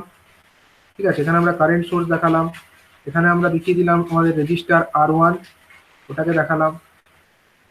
এখানে আমরা দেখিয়ে দিলাম আমাদের যে আরেকটি রেজিস্টার আছে R2, সেটিকে দেখালাম। ঠিক আছে, এবার আমরা ক্যাপাসিটার সুইচটাকে ক্লোজ দেখালাম, বাট এই জায়গাটাকে আমরা ওপেন করে দেখিয়ে দিলাম। ক্যাপাসিটারের জায়গাটা ওপেন, ক্যাপাসিটারটা নেই। ধরো সুইচটা ক্লোজ, সুইচ ক্লোজ মানে এটা একটা শর্ট সার্কিটই হয়ে গেল। তাহলে switch close but capacitor is open. তাহলে এইখানে যে ভোল্টেজটি হবে, ধরো এটার হচ্ছে I, এটা আমার I আছে, এটা R1 আছে, এটা R2 আছে, এখানে যে ভোল্টেজটি হবে সেই ভোল্টেজটাকে আমরা কি ভোল্টেজ বলবো? ক্যাপাসিটরটাকে আমরা ওপেন করেছি, তো তার মানে এটা হলো আমাদের ভিওসি, ঠিক আছে, ওপেন সার্কিট ভোল্টেজ। তো ওপেন সার্কিট ভোল্টেজের মানটা কত হবে বলো তো?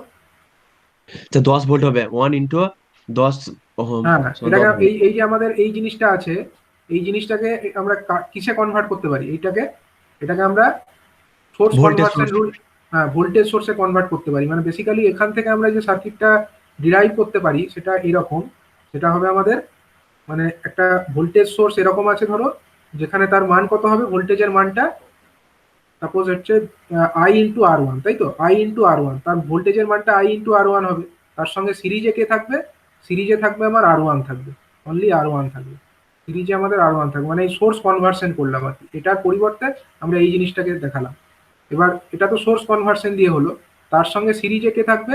সিরিজে আমার R2 থাকবে, যেমন আছে থাকবে R2, ঠিক আছে। এবং R2 থাকার পরে আমার কে থাকবে? এখানে আমাদের এটা তো ওপেন সার্কিট আছে, এটা তো আমাদের ওপেন সার্কিট। তাহলে ভিওসি সমান কত বলো? এখন আমরা বলতে পারি ভিওসি সমান কত? ভিওসি সমান হচ্ছে আমাদের, এখানে কোনো কারেন্ট রাস্তায় ফ্লো হবে কি? ওপেন সার্কিট, স্যার ওপেন না, সার্কিটের মধ্যে কোনো কারেন্ট কিন্তু ফ্লো ফ্লো হওয়া করবে না। সম্ভব নয়, কোনো কারেন্ট ফ্লো হবে না। তাহলে ভিওসি যেটা হবে বেসিক্যালি এইটা হচ্ছে এই I × R1, যেটা আমাদের ভোল্টেজ সোর্স, তার সঙ্গে সেম হবে। মানে I × R1 এর সঙ্গে ওপেন সার্কিট ভোল্টেজটা সেম। তাহলে আই এর মান আমরা জানি, আই এর মান কত? আগের পাতায় আমরা লিখেছি, আই সমান হচ্ছে আমাদের 1 অ্যাম্পিয়ার, 1 অ্যাম্পিয়ার, আর R1 সমান হচ্ছে 10 ভোল্ট, 10 ওহম। 10 ওহম। তার মানে 1 × 10 এত ভোল্ট, তাই তো, 1 × 10 ভোল্ট মানে হচ্ছে কত? 10 ভোল্ট। 10 ভোল্ট সমান হয়ে গেল আমাদের ওপেন সার্কিট ভোল্টেজ। আচ্ছা, থেভেনিন থিওরেম করতে গিয়ে আমাদেরকে আরেকটা জিনিস করতে হয়, সেটা কি? সেটা হচ্ছে Thevenin RTh, resistance, Thevenin resistance রেজিস্ট্যান্সও ইকুইভ্যালেন্ট। ক্যালকুলেট করতে হয়। তা থেভেনিন রেজিস্ট্যান্স এই সার্কিটে যদি আমরা ক্যালকুলেট করতে চাই, তাহলে আমরা কি করব বলো? থেভেনিন রেজিস্ট্যান্স বার করার একটা মানে কনসেপ্ট কি আছে? যত আমাদের কারেন্ট সোর্সটাকে ওপেন করে কারেন্ট দেবো। সোর্স, হ্যাঁ, যত আমাদের ভোল্টেজ বা কারেন্ট সোর্স আছে সেগুলোকে জিরো করতে হবে। জিরো মানে কারেন্ট সোর্স থাকলে সেটাকে ওপেন সার্কিট করব, ভোল্টেজ সোর্স থাকলে সেটাকে শর্ট সার্কিট করব। তাহলে আমাদের RTh বার হবে যখন আমরা এই সার্কিট থেকেই লিখবো। দেখো, RTh বার করার জন্য আমরা আরেকবার সার্কিটটাকে নেব, সেখান থেকে আমাদের RTh বার করার জন্য যে সার্কিটটা হবে সেখানে আমরা ওপেন করে দিচ্ছি। আমরা আইটাকে ওপেন করে দিলাম, থাকলো আমাদের R1, এখানে আমাদের R2টা থেকে গেল এরকম, এটা আমাদের R1 আর ওটা আমাদের R2, এই দুটো থাকলো। এবং এখানে আমাদের এটাকে ওপেনই থাকবে, এটা তো ওপেনই। এখানে আমাদের ক্যাপাসিটার ছিল, আমরা ওই জায়গাতেই বার করতে চাইছি, মানে এই দিক থেকে আমরা দেখছি, লোডের দিক থেকে আমরা RThটাকে দেখছি। তাহলে RTh সমান কত হচ্ছে বলো এখানে? RTh সমান কত? কে কে R1 আছে? Plus R2। RTh সমান হচ্ছে R1 + R2, R1 + R2। তাহলে R1 + R2 মানে কত? R1 মানে হচ্ছে 10, আর R2 মানে হচ্ছে, R1 মানে হচ্ছে 10 ওহম, আর R2 মানে হচ্ছে 5 ওহম, তাই তো, 5 ওহম। তাহলে এটা 5 এত ওহম হয়ে গেল, তার মানে হয়ে গেল এটা 15 ওহম। এটা আমরা পেয়ে গেলাম, এটা আমাদের RTh হয়ে গেল। এবার দেখো, যখন আমরা এখানে ক্যাপাসিটারটা লাগাচ্ছি প্র্যাকটিক্যালি, তাহলে আমাদের এই সার্কিটটাকে আমরা কিভাবে মানে লিখতে পারি? মানে এতক্ষণ পর্যন্ত আমরা VTh, মানে এই সার্কিটের আমরা RTh বার করেছি, VOCও বার করেছি। তার মানে এই জায়গাটাকে, এই জায়গার পরিবর্তে আমরা কি দেখাতে পারি? এই এতটা জায়গা, এর পরিবর্তে আমরা এখানে কি দেখাতে পারি? আমরা VTh, থেভেনিন থিওরেম অনুযায়ী আমরা ওখানে একটা VTh in series with RTh দেখাতেই পারি, তাই না? এই টোটাল জিনিসটার পরিবর্তে আমি এখানে দেখাই আরেকবার, এই যে টোটাল জিনিসটা দেখাচ্ছি, টোটাল জিনিসটার মধ্যে আমার তো দুটো পার্ট হয়ে গেল। আমরা ক্যাপাসিটারটাকে আমরা কারেন্ট বার করতে চাই, কিন্তু এই যে বাকি সমস্ত অংশটা, এই সমস্ত অংশটাকে আমরা তার কি বার করেছি এতক্ষণ পর্যন্ত? এটার আমরা থেভেনিন ইকুইভ্যালেন্ট ফর্মটা হিসাব করে নিয়েছি। থেভেনিন ইকুইভ্যালেন্ট ফর্ম যদি আমরা এই পার্টটুকুর হিসাব করেই নিই, তাহলে ওটাকে আমরা কি দিয়ে রিপ্রেজেন্ট করব? ওটাকে আমরা রিপ্রেজেন্ট করব আমাদের VTh। VTh মানে কত হয়? ওপেন সার্কিট ভোল্টেজ যেটা হলো সেটাই তো বেসিক্যালি VTh, এটাই তো আমার VTh না, ওপেন সার্কিট ভোল্টেজটা। তাহলে VTh আমরা জানি ইন সিরিজ উইথ RTh হয়। এটা আমরা কেন করলাম এবার দেখো, এখানে আমরা একটা VTh পেলাম, এটা হলো আমাদের VTh in series with some RTh, এটা আমাদের এই পার্টটুকু হয়ে গেল। তার সঙ্গে আমরা কি দেখাবো? তার সঙ্গে আমরা দেখাবো হচ্ছে আমাদের এই ক্যাপাসিটারটা সিরিজে কানেক্টেড হয়ে আছে, ক্যাপাসিটারটা আমাদের সিরিজে কানেক্টেড হয়ে আছে। তাহলে এইটা হলো আমাদের VTh, বা ভি ওপেন সার্কিট যেটাকে আমরা বলি, ভিটিএইচ ইন সিরিজ উইথ আরটিএইচ। হ্যাঁ, এবার তার সঙ্গে আছে আমাদের কে, একটা ক্যাপাসিটার। এবার আমাকে বলো এই এটা তো এবার সিম্পলিফাইড সার্কিট হয়ে গেল। এখন আমরা ইজিলি কিন্তু ক্যাপাসিটারের অ্যাক্রসে ভোল্টেজটা হিসাব করতে পারি। বলো এবার একটা ভোল্টেজ সোর্স আছে, একটা রেজিস্টার আছে, একটা ক্যাপাসিটার আছে। সিম্পল এরকম সার্কিটের ক্ষেত্রে ক্যাপাসিটার অ্যাক্রসে ভোল্টেজের এক্সপ্রেশন কি হয়? VC as A sir function of V time T. Is equal two V into 1 minus এখানে ই ভি টু দি নেই, পাওয়ার এখানে আমার ভি এর পরিবর্তে কি আছে বলো? এখানে আমাদের ভিটিএইচ আছে স্যার। ভিটিএইচ আছে, এখানে আমাদের ভিটিএইচ আছে। ভিটিএইচ ইন্টু 1 মাইনাস কত হবে? 1 minus E to the power minus t by R C. T by R C. মানে এখানে আর এর পরিবর্তে আমার কি আছে? আর এর পরিবর্তে আমাদের আর টি এইচ আছে, আর টি এইচ ইন্টু সি। ঠিক আছে, এটা একটা আলাদা ফরম্যাটে আমরা দেখালাম যে এই ফরম্যাটে করতে পারি আমরা কোনো একটা প্রবলেমকে, আমরা এভাবেও সলভ করতে পারি। মানে জটিল প্রবলেম থাকলে আমরা এভাবেই করব। এবং এটা হচ্ছে এত ভোল্ট, তাহলে ভিটিএইচ এর মানটা কত? ভিটিএইচ এর মান হচ্ছে 10 ভোল্ট। আচ্ছা, ভিটিএইচ এর মান হচ্ছে 10 volt into 1 minus E to the power of minus t by R. R TH এর মান কত হয়েছে? আর টিএইচ এর মান হচ্ছে আমাদের 15 ওহম। আর সি এর মানটা কত? সি এর মানটা, সি এর মান হচ্ছে এখানে 50 microfarad. 50 microfarad. C is equal to 50 mu F. Mu F মানে এটাকে আমরা যদি ফ্যারাডে কনভার্ট করি, এটা কত হয়ে যাবে? 50 ইন্টু 10⁻⁻6 এত ফ্যারাড হয়ে যাবে। তাহলে আর সি সমান কত? আর সি সমান হয়ে যাবে আমাদের 15 ইন্টু 50 ইন্টু 10⁻⁻6। তার মানে এত কি, এটা কিসে হয়? এটা সেকেন্ডে হয়। তাহলে এটা সমান কত বলো? কত সেকেন্ড হচ্ছে? 750 ইন্টু 10⁻⁻,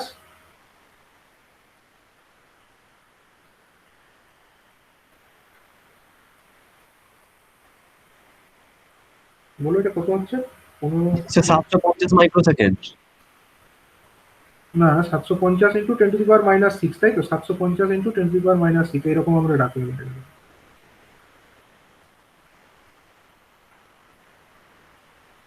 এরকমই রাখলাম, ঠিক আছে। এটা আমরা রাখলাম এখানে সুবিধার্থে, যে এখানে আমাদের যখন লিখবো টি ডিভাইডেড বাই হয়ে যাবে 750 ইন্টু 10⁻⁻6। এবার এই 10⁻⁻6টাকে আমরা উপরে নিয়ে গেলে কত হয়ে যাবে? 10⁻+6 হয়ে যাবে, তাই না? 10⁻⁻6 নিচে আছে, ওটাকে উপরে নিয়ে গেলে 10⁻+6 হয়ে যাবে। এবার এই 10⁻+6 কে 750 দিয়ে ভাগ করো, কত হয় বলো? 10⁻+, স্যার 1333.33। 1333.33, তাই তো? তাহলে V C as a function of time t, that will be equal to 10 multiplied by 1 minus e to the power of minus 1333। 1333.33 তো?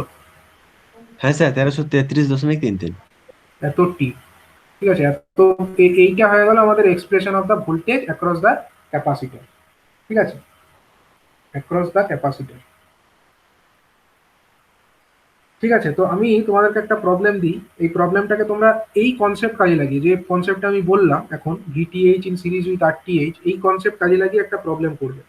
ঠিক আছে, প্রবলেমটা হচ্ছে এরকম,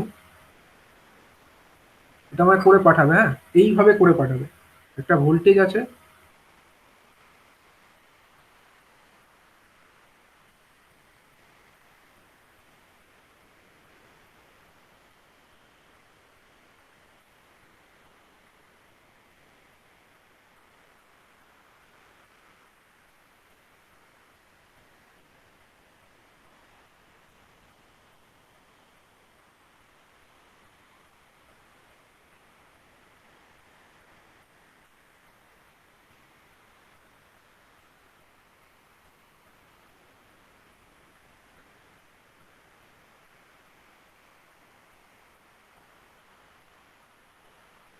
এটা ভি, এটা suppose আর1,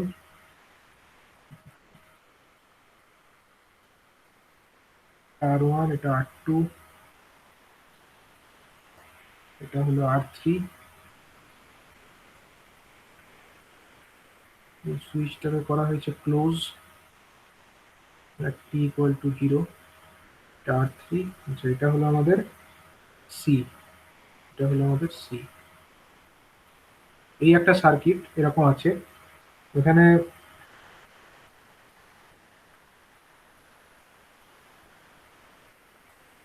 in the circuit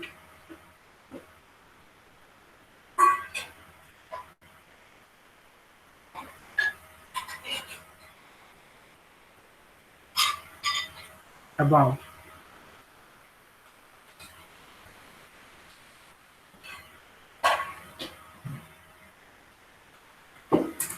find কি বার করতে বলেছে দেখো, ফাইন্ড হচ্ছে VC as a function of time t and IC as a function of time t. VC as a function of time t and IC as a function of time t following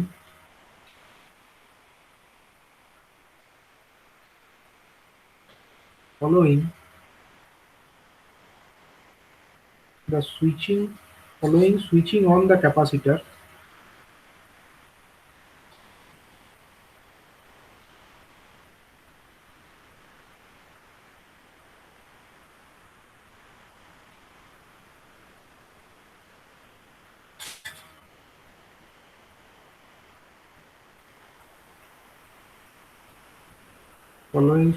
on the capacitor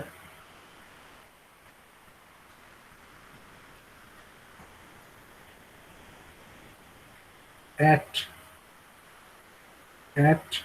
t equal to 0 second. Following switching on the capacitor at t equal to 0 second.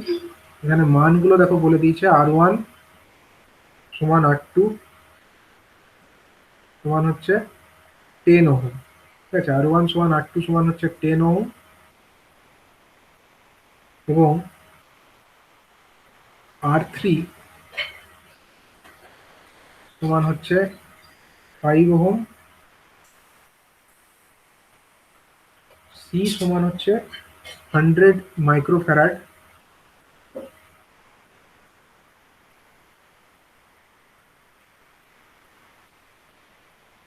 R V সমান হচ্ছে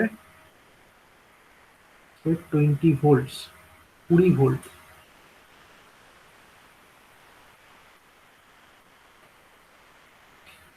তাহলে দেখো এটা হচ্ছে একটা question যেটা তোমাদেরকে assignment দেওয়া হলো, এটা তোমরা করে পাঠাবে। এর আগে যে পদ্ধতিতে আমরা সলভ করলাম অর্থাৎ VTH আর RTH করে, সেইভাবে এই প্রবলেমটা সলভ করবে। তো এই প্রবলেমে কি বলেছে দেখো, একটা ভোল্টেজ সোর্স আছে, এটা হলো একটা ভোল্টেজ সোর্স যেটার ভোল্টেজের পরিমাণ হচ্ছে V সমান বলে দিয়েছে 20 ভোল্ট।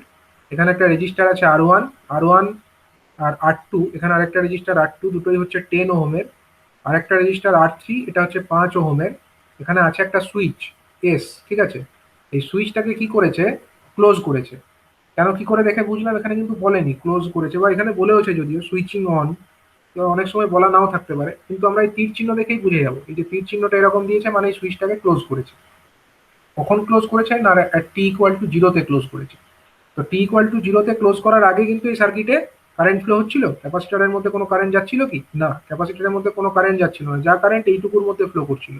কিন্তু যেই আমরা সুইচটাকে ক্লোজ করলাম অমনি কি হলো, ক্যাপাসিটরের মধ্যে কারেন্ট ফ্লো হওয়া স্টার্ট হলো এবং ক্যাপাসিটরটা কি হবে, আস্তে আস্তে চার্জ হবে। প্রথমে কিন্তু ক্যাপাসিটর অ্যাক্রসে কোনো ভোল্টেজ ছিল না, কিছু বলে দেওয়া নেই মানে কোনো ভোল্টেজ ক্যাপাসিটর অ্যাক্রসে ছিল না। যদি থাকতো তাহলে এখানে লেখা থাকতো, হ্যাঁ, প্লাস ভোল্টেজ করে দেখিয়ে দেওয়া থাকতো। এখানে দেখানো নেই মানে ক্যাপাসিটরটা ইনিশিয়ালি ডিসচার্জ অবস্থায় ছিল, আমরা ধরে নেব।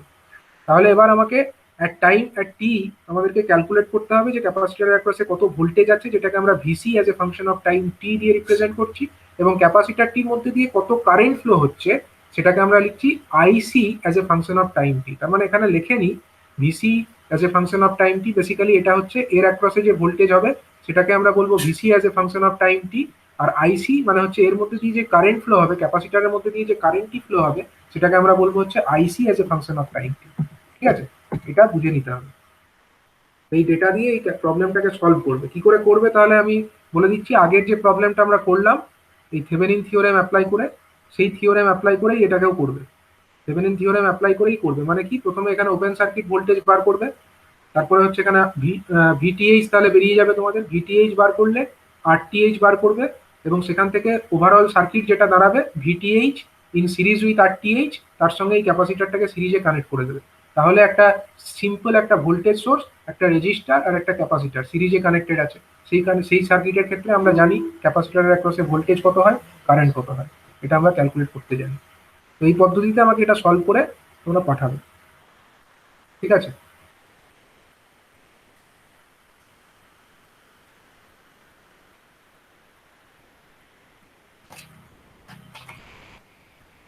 আর একটা প্রবলেম করে নাও, এটা আমি করিয়ে দিচ্ছি এখানে, ঠিক আছে? এটা আমায় করে পাঠাবে, এটা সবাই একটা স্ক্রিনশট তুলে নাও, এই পেজটা একটা স্ক্রিনশট সবাই তুলে রাখো, এটা করে আমাকে পাঠাবে।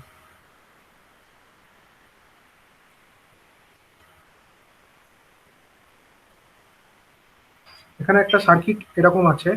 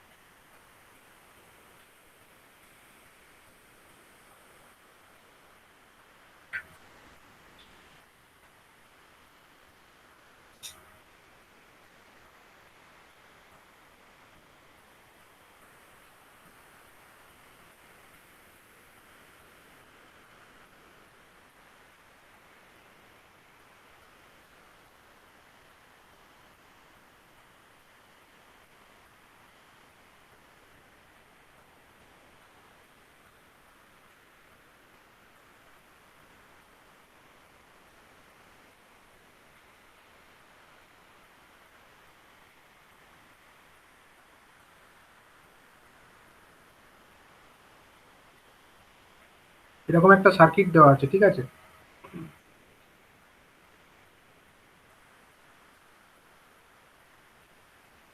তো দেখো এই এই সার্কিটের ক্ষেত্রে কি কি ডেটা বলে দিয়েছে না, if the current initial current if the initial current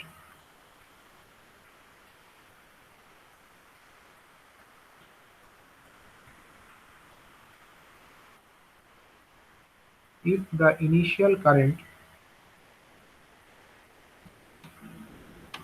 through the inductor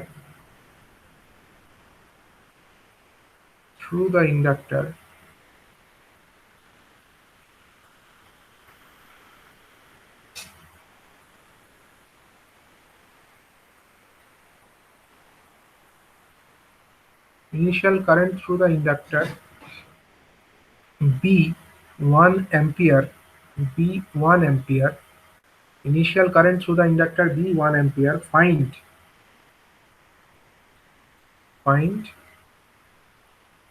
IL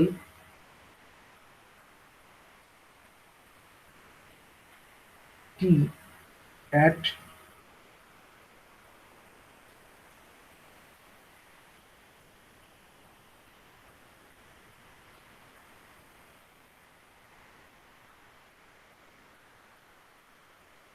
ILT in the circuit. Yes.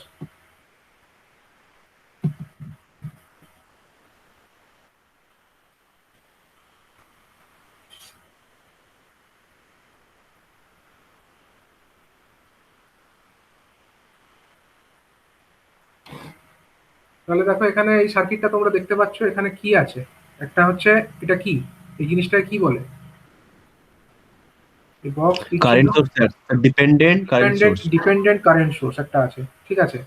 আর কি আছে, এখানে একটা রেজিস্টার আছে একটা ব্রাঞ্চে, যে রেজিস্ট্যান্সের পরিমাণ হচ্ছে আর, আর এখানে একটা ইন্ডাক্টর আছে যার ইন্ডাকটেন্সের পরিমাণ হচ্ছে কত, ইন্ডাকটেন্সের পরিমাণটা হচ্ছে সাপোজ আমাদের এল।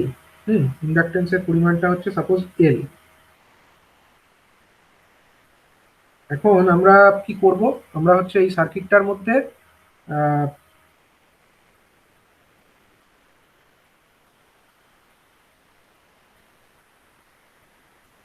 দেখো এই স্যার এল এর ভ্যালু কয়, আর হ্যাঁ এল এর ভ্যালু বা আর এর ভ্যালু এগুলো সাপোজ দেওয়া নেই, এল আর মানে এগুলোই দেওয়া আছে, আর এল এই ফর্মেই অ্যান্সারটা বার হবে, ঠিক আছে, তো এখন আমাদেরকে এই সার্কিটের মধ্যে কারেন্টটা বার করতে হবে, IL as a function of time T আমাদেরকে ক্যালকুলেট করতে হবে। তো আমরা ধরো এই একটা নোড যদি কনসিডার করি, এই নোডে আমরা কেসিএল লাগাতে পারি, এই নোডটায় আমরা কেসিএল অ্যাপ্লাই করতে পারি। এই নোডটায় যদি আমরা কেসিএল অ্যাপ্লাই করি, আমরা কি লিখতে পারি বলো?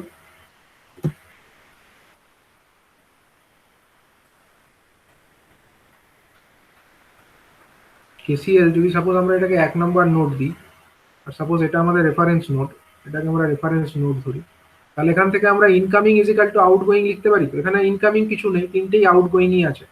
তাহলে আমরা কি লিখতে পারি বলো? তিনটে আউটগোয়িং মানে একটা হচ্ছে 3 ইন্টু আইআর, এটা একটা outgoing, plus IR plus IL plus IR equal to plus 0। হচ্ছে আইএল ইজ ইকুয়াল টু হচ্ছে 0। এটা আমরা লিখতে পারি।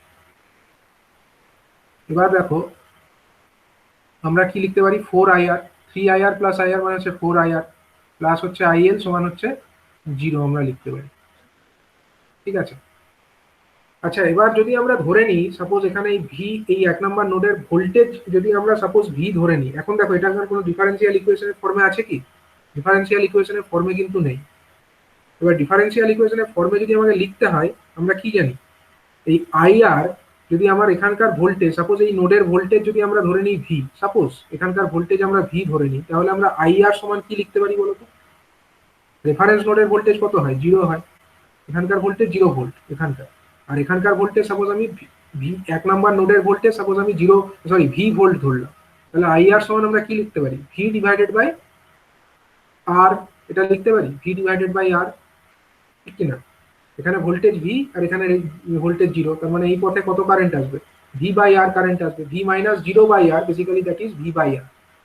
আর একটা ইন্ডাক্টরের মধ্যে যে কারেন্ট আইএল ফ্লো হয়, তার সঙ্গে ভোল্টেজের কি রিলেশন আছে? আইএল সমান কি, মানে ভোল্টেজের সঙ্গে আইএল এর একটা রিলেশন আছে, বলো? ভি সমান আমরা কি লিখতে পারি যদি আইএল এর সাপেক্ষে লিখি? এই ইন্ডাক্টরের অ্যাক্রসে ভোল্টেজ কত? এটাও ভি হবে না? এখানে যদি এই জায়গাতে ভোল্টেজটা যদি ভি হয়, এখানে ভোল্টেজ যদি ভি হয়, তাহলে এইখানে ইন্ডাক্টরের এই পজিটিভ টার্মিনালে ভোল্টেজ কত? ভি। নেগেটিভ মানে এই টার্মিনালে ভোল্টেজ কত? 0। তার মানে ইন্ডাক্টরের অ্যাক্রসে ভোল্টেজ ড্রপের পরিমাণটাও হচ্ছে ভি। ইন্ডাক্টরের অ্যাক্রসে voltage drop is equal to যদি ভি হয়, ইন্ডাক্টরের ভোল্টেজ ড্রপের ফর্মুলা কি বলো? L DI L by DI DT. By DT. L into DIL by DT, L into DIL by DT, এটা আমরা জানি L into DIL by DT. তার মানে আমরা কি লিখতে পারি, যদি আমরা আইএল এর সাপেক্ষে লিখতে চাই তাহলে আমরা কি লিখতে পারি বলো এখান থেকে? 1 বাই এল মানে ভি বাই এল অ্যাকচুয়ালি, মানে ডিআইএল ইজ ইকাল টু আমরা বলতে পারি যে ডিআইএল ইজ ইকাল টু হচ্ছে basically V by L into dt, তাই তো? V by L into dt. এবার দুদিকে যদি ইন্টিগ্রেট করে দিই, তাহলে আইএল সমান আমরা কি লিখতে পারি? আইএল সমান আমরা লিখতে পারি হচ্ছে 1 by L integration of V dt, তাই তো? ভিডিটি, এটা আমরা লিখতে পারি।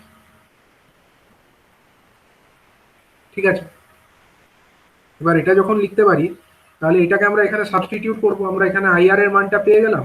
এটা সাপোজ আমাদের 1 নম্বর সমীকরণ, এই 1 নম্বর সমীকরণে আমরা আইআর এর মানটাও বসাবো আর আইএল এর মানটাকেও বসাবো। ঠিক আছে, তাহলে কি পাবো বলো?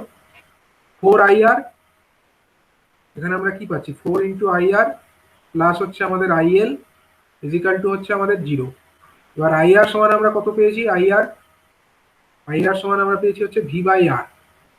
তাহলে ভি বাই আর বসাবো, 4 into V by R, 4 into V divided by R, এটা হয়ে গেল। আইএল সমান কত পেয়েছি? আইএল সমান পেয়েছি 1 by L integration of V dt, 1 by L integration of, sir voltage across এটা ইন্ডাক্টর তো ভিএলডিটি নয়?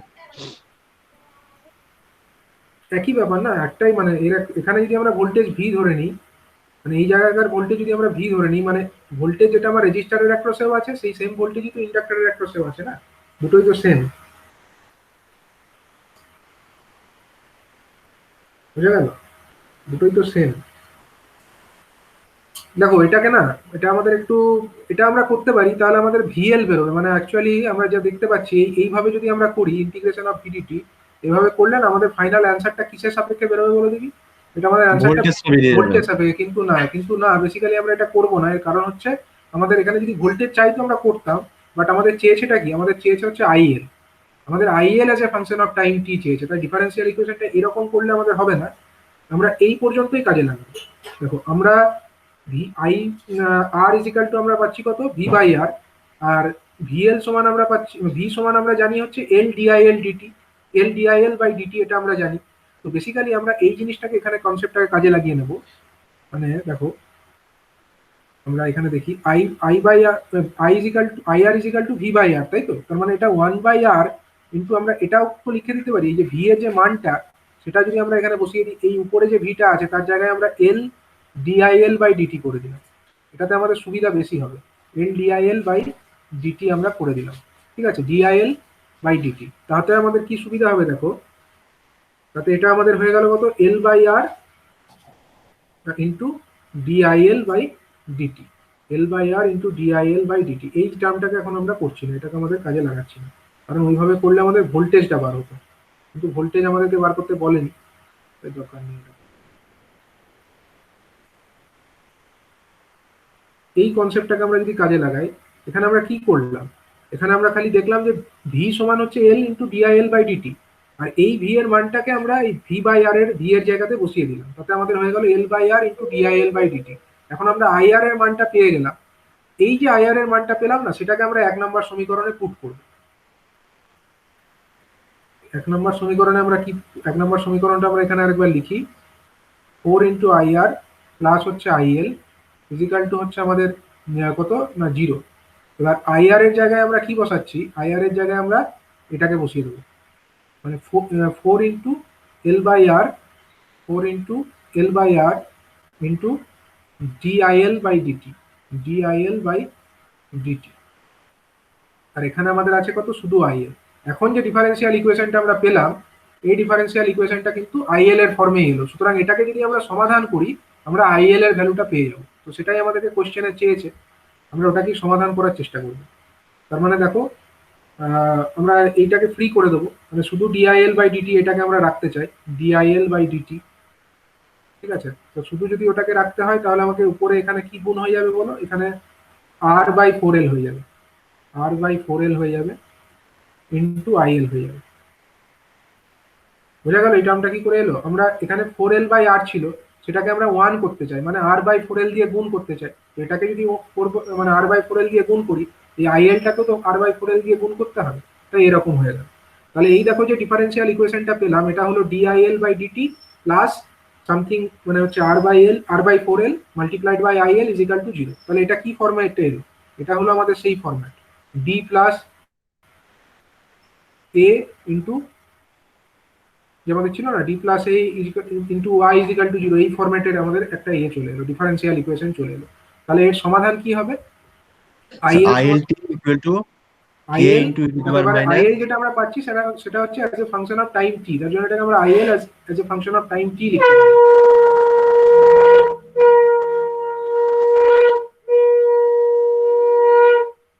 IL as a function of time টি আমরা লিখতে পারি। এটা সমান কত হবে, দুটো জিনিস হয়, একটা হচ্ছে পার্টিকুলার ইন্টিগ্রাল আর একটা হচ্ছে কমপ্লিমেন্টারি ফাংশন। তো এখানে পার্টিকুলার ইন্টিগ্রাল তো 0 হবে, বুঝতেই পারছো, কারণ এটা কিউটা 0 আছে। তাহলে খালি কমপ্লিমেন্টারি ফাংশন মানে K into E to the power of minus এটি। এখানে এর ভ্যালুটা কত, এর ভ্যালু হচ্ছে আর বাই 4, আর বাই 4এল, আর বাই 4এল, আর বাই 4এল ইন্টু টি, আর বাই 4এল ইন্টু টি, এটা এলো। ঠিক আছে, এটা আমাদের এলো 1 নম্বর সমীকরণ, কিন্তু আমরা কে এর মানটা জানি না এখন। তো কে এর মানটা কি করে বার করব, আমাদের কিছু কন্ডিশন নিশ্চয়ই বলা আছে। ইনিশিয়ালি একটা বলেছে, ইনিশিয়ালি আইএলটা যেটা ছিল সেটা 1 ছিল, এটা 1 ছিল, মানে t ইকুয়াল টু 0 তে আইএল এর ভ্যালু হচ্ছে at t ইকুয়াল টু 0,